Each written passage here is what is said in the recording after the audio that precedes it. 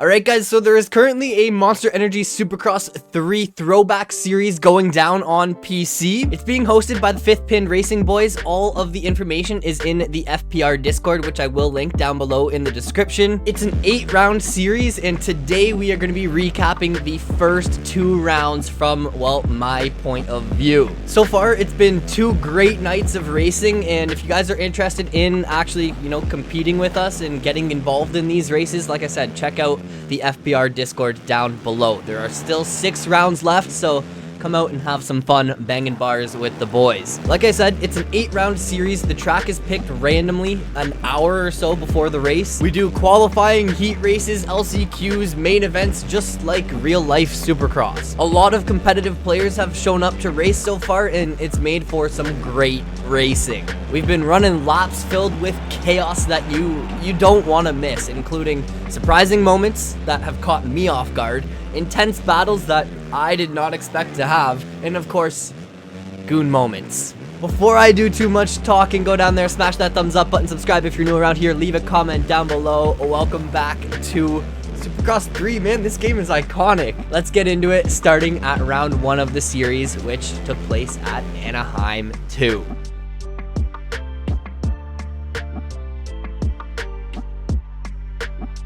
Now, I must admit, I did not have much practice coming into the first event of this series. I was really just looking to have a fun night of racing and kind of get back into the mix. I forgot to record qualifying, but I think we had like 23, 24 people sign up. Anyways, that brings us to our first bit of exciting racing for the night, heat race number 1 at Anaheim 2. Now, I know these races are usually pretty chaotic at the start, so I managed to, not get a great jump out of the gate, but I snuck around the inside off the start and ended up coming out 3rd. The top 5 transfer from these heat races directly on into that A main event, so you want to be in that top 5 to avoid the LCQ. LCQs are just chaos. I managed to make a quick pass after the whoops to get me up into 2nd place, and then another pretty quick pass to get me up into the early lead, and there I was out front in the first heat race of the series. I did not expect to be up front, especially this early on. I was like a fish out of water, man. I got nervous, I tensed up,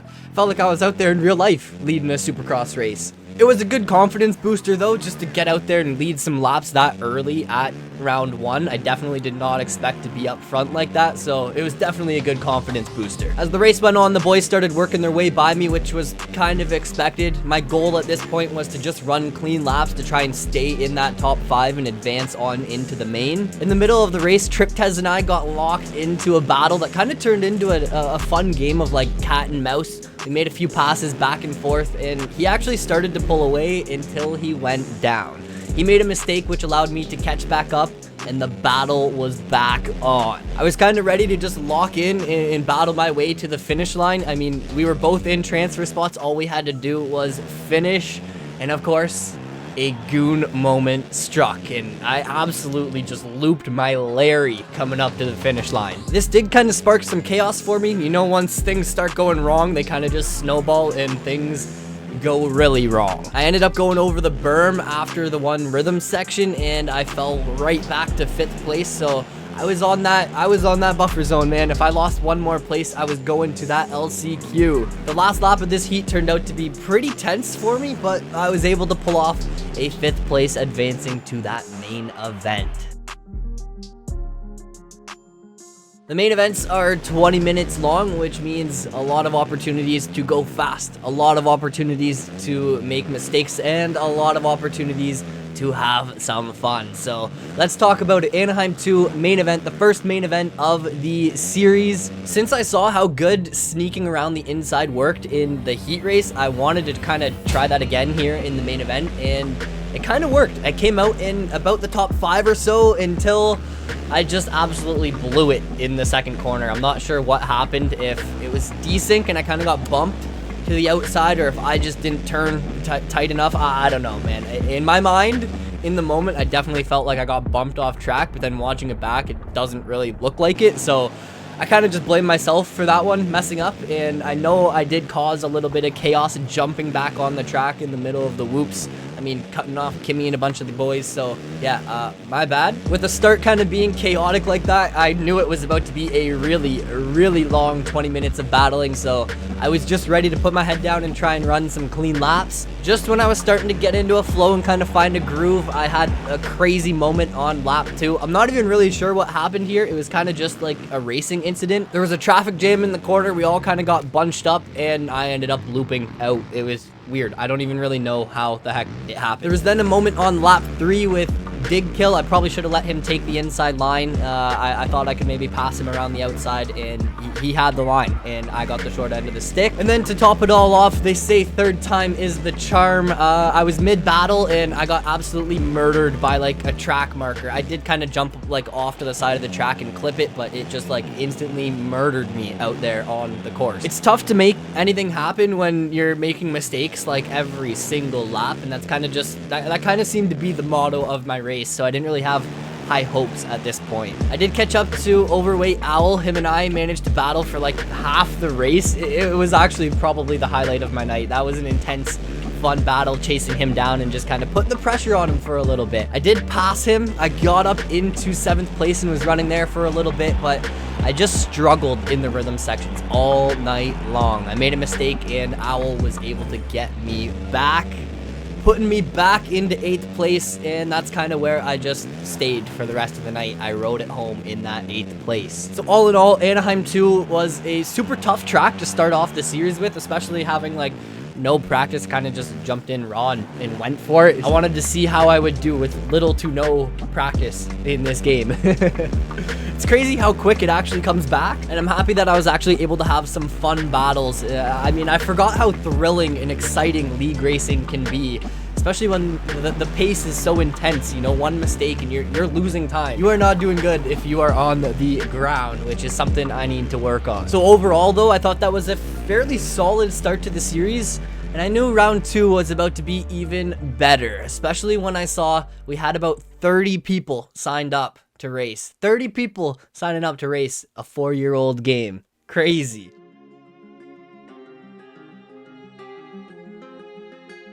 Now, before we get into round 2, which of course took place at Denver, I do want to say I had some issues when recording, so I have no game audio. You guys aren't going to be able to hear the sounds of the bikes. I mean, I could make sounds, brop, brop, brop, brop, brop, brop, brop. I could sit here and do that all day, but I'm not gonna. Now, with 30 people being signed up for Denver, this is kind of where the first bit of risk was introduced. If you were not in that top 24 for qualifying lap times, you were going directly to the C main. You had no shot at the A main. Now, qualifying, man, I struggled. I could not run a quick lap on this track. You guys will see I was like off the pace all night long. I did manage to run a 44.550, which qualified me in 13th place. So I was happy with that, you know? Just to put it into perspective for you, Kimizin ran a 40.974, which I believe we talked about being the world record. He's out here running the world record in qualifying, and I'm like 5 seconds slower, struggling to even complete a lap, man. That is the level. There's levels to this stuff.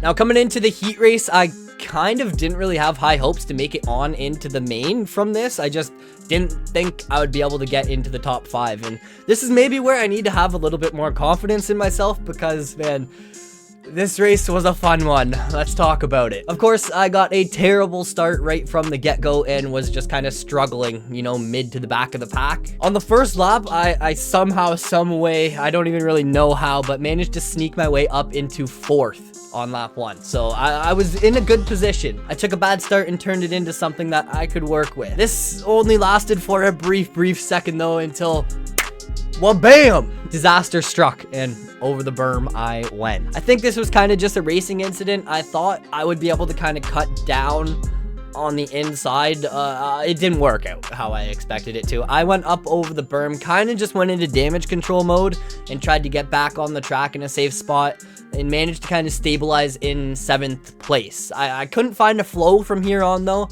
I think I just I struggled on this track, let's be real, and I ended up falling right back to 9th place. Like I've said multiple times already in this video, I knew I needed to run some clean laps, and there was chaos going down all around me, so if I could just avoid the chaos, I knew I would start making some progress up towards the front of the field. Just when I get back into the mix, wha-bam! Disaster struck yet again, and down I go after the finish line. At this point, I'm back in 9th place with only hopes and dreams remaining in the tank. I needed to make 4 passes to get up into 5th and be in that transfer spot. Over the next few laps, I got handed some gifts. Panic Rev got booted off the track. The guys in front of me were battling, and it looks like he just kind of got the short end of the stick in the one corner. Big Chest, same thing in a battle. He gets punted over the berm. That's another free spot for me. And then Pedro jumping off track. That was another free spot. So all of a sudden, I'm running 5th with 2 laps to go, and the nerves start to set in. This is one thing I'm really bad for. I start to think about, I think too much during the race. So as soon as I see that I'm in 5th with 2 laps to go, I'm like, okay, 5th, 2 laps to go. I'm in a transfer spot. I gotta keep this. And I start, dude, the mind starts racing. I start overthinking things, and of course that leads to mistakes. I mess up the triple in this section, and that allows Panic Rev to catch up and make a pass back. So now he has the transfer spot, and I'm on the outside looking in. From here, we went on to have one of the wildest battles I think I've probably ever had in, like league racing. I came in unintentionally hot after the whoops. I actually thought I was going to cause chaos and just obliterate Panic Rev there, but luckily we both stayed on 2 wheels. It actually ended up working out in my favor, and I was back in that 5th place transfer spot, but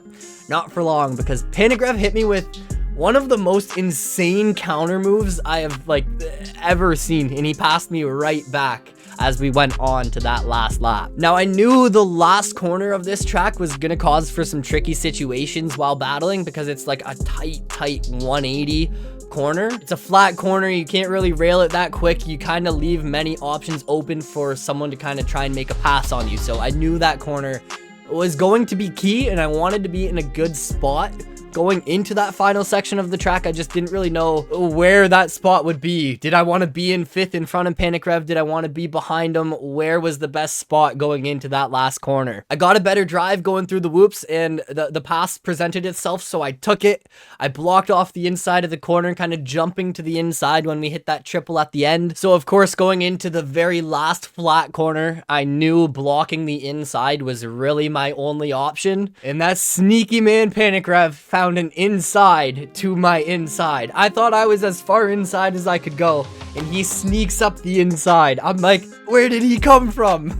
I expected him to maybe try and make a pass around the outside, but he went for that inside line and almost made it work. I was just able to gain traction, a little bit more traction than him, I think, and just barely get to the finish line in 5th place, that 5th and final transfer spot after an insane 2-lap battle, man. That heat race was a blast. And that kind of brings us to our anticlimactic ending here for Denver, the main event, which did not go well for me at all. The heat race was definitely the highlight of my night. For the main, I kind of just bounced around the track in 9th place for 20 minutes. It was really nothing special. The last few laps did turn into a battle with Terms, who is an M&K player. There's a few M&K players out here racing this series, which blows my mind. I could not imagine. I've tried playing this game on M&K.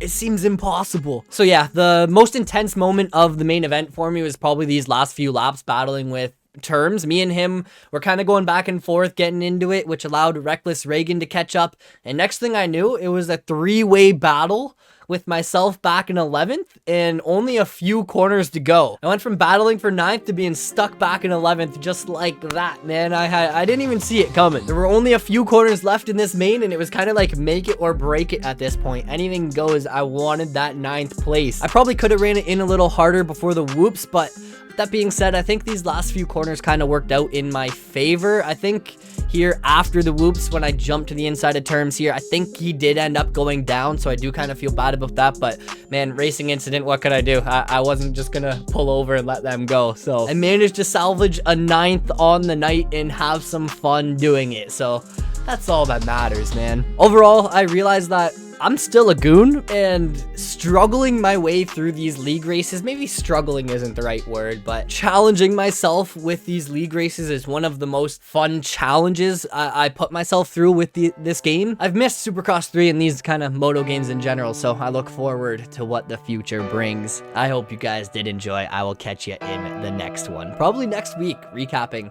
the next 2 rounds. I might even actually do some live commentary for the next 2 rounds. We'll see. I'll catch you in the next one. Peace out.